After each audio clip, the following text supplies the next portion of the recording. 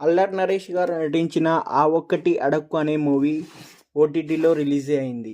ఈ మూవీ యొక్క రివ్యూ, దీనికి ఐఎన్డిబి రేటింగ్ వచ్చేసి 5.4/10. ఇది ఒక కామెడీ మూవీ. ఈ మూవీ రన్ టైం వచ్చేసి 2 hours 11 minutes.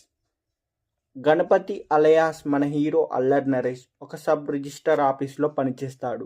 ఏండ్లు గడిచినా అతనికి పెళ్లి కాదు. అయితే తనకంటే చిన్నవాడైన తమ్మునికి పెళ్లి అవుతుంది.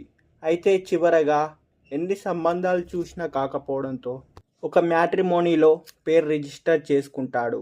వాళ్ళు ఫొటోస్ డీటెయిల్స్ పంపిస్తానని చెప్తారు. అప్పుడే పరిచయమైన అబ్దుల్లా హీరోయిన్ పరిచయం అయ్యి ఆమె ప్రేమలో పడతాడు. ఆమె ఒప్పుకోదు.